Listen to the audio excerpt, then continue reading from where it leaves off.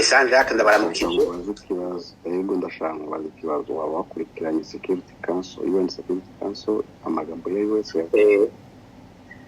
isi yose mugama ayakomakomeye nayumvise ijambo ribaye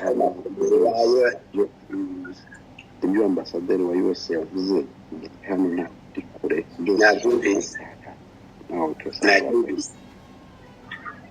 nabyumvise donc ryari jambo ni jambo en fait unprecedented ni bintu tutari bwumve n'umunsi n'umwe donc mu ntambara zose u Rwanda rwabaye involved mwo cyangwa ingorane de type donc bon quand ni kenshi bon quand même on aurait pu avoir des positions zo proches mugabo yari rya mbere twumva ibintu nk'ibyo de la part des États-Unis uracibuka Sanjaka yuko habaye donc abantu bagomba korosha ibintu mu misi heze bagomba kuvuga yuko ngo atasano na rimwe ririho entre les accords de Doha de Washington qui ont été signés par le président Kagame ngo na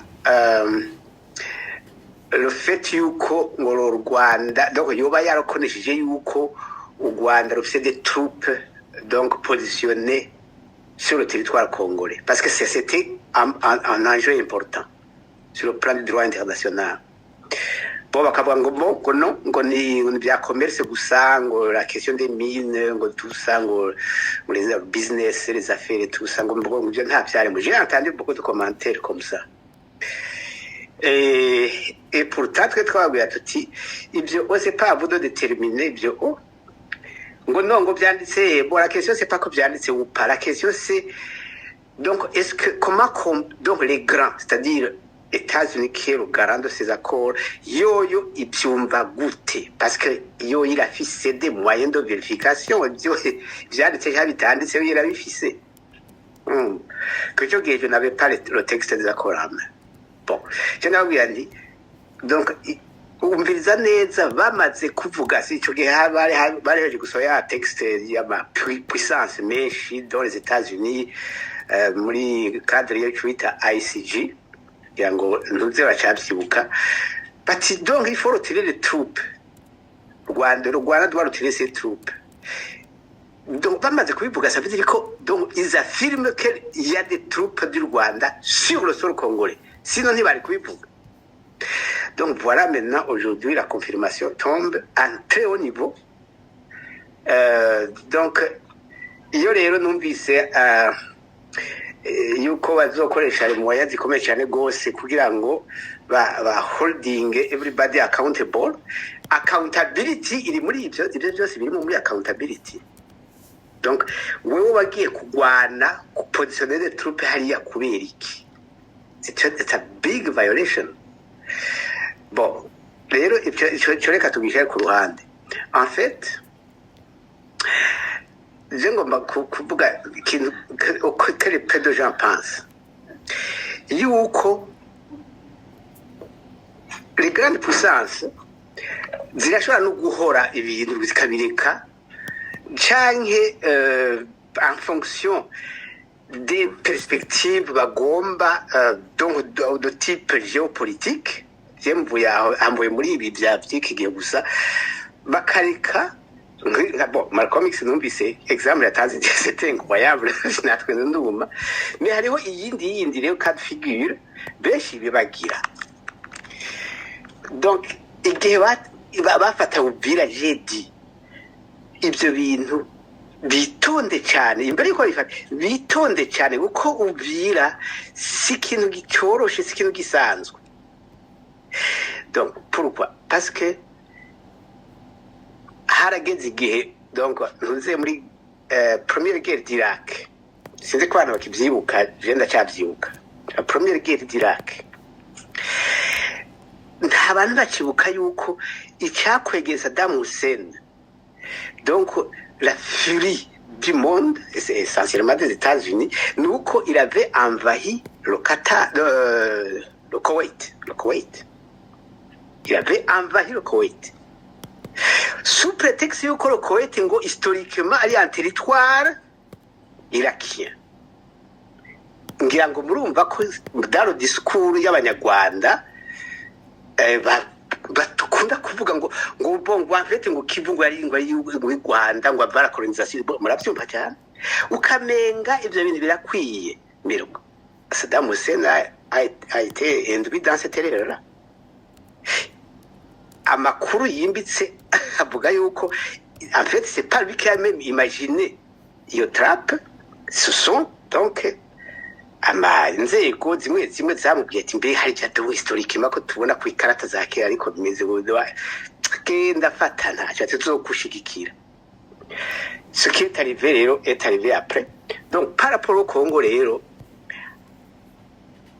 intambara gitangwa twavuze ati Congo hajya si igihugu gisanzwe ni muvuge yuko kiri désorganisé n'amashamba n'ibishanga n'ibiki ngo abamwe ngo dufashe inko kugira ngo tushe ngo dushireho ngo ntuze ngo amabarabara ngo amashure amahopito ntawe bikutumye nguko Congo si ikintu kiri ngaho gusa. Le Congo ni ikintu gikomeye cyane à l'échelle du monde. C'est comme quand on dit Grand Lac, c'est la même chose. Dushobora kugira icyo ushaka cyose au Congo cyangwa dans le Grand Lac atawa bigutumye.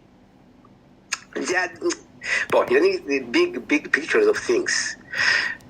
Rero je considère que donc RDF M23 ont commis une grave erreur avec l'offensive sur Uvira. Je ne sais pas s'ils avaient le choix non plus. Bon. ndira turaje ntabwo mbere watinya kuvuga ngo RDF M23 ubwo Amerika yari umva none kwabangira umwanzi w'u Rwanda urumva cyane n'umwanzi w'u Rwanda bon barabingize.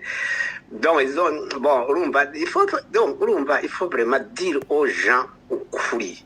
Ça ne sert à rien de kubesha ibintu pour que demain ça se retourne contre. Donc ça explose à ta figure et tu n'as aidé personne. Donc il faut aider les gens à voir clair dans les choses. Donc il y a une grave erreur. Kandi le problème ndagabwire kugira ngo n'abatabizi va avoir des débats tout ça n'abatabizi ça sera très difficile de faire marche arrière. Ça sera pour beaucoup de raisons, ça sera très difficile de faire marche arrière. Parce qu'ils ont été très loin. Nous kuvuga yuko quelques points. Donc, dans la situation de conflictualité au Kwimeze, l'aéroport de Bujumbura ne peut pas fonctionner.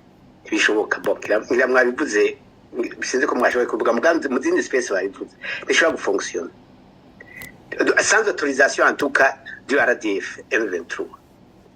Or nishaka kubyautoriza puisque hari un objectif de terminer la guerre. Terminer la guerre veut dire donc littéralement attaquer le Burundi, c'est-à-dire conquérir le Burundi, annexer le Burundi.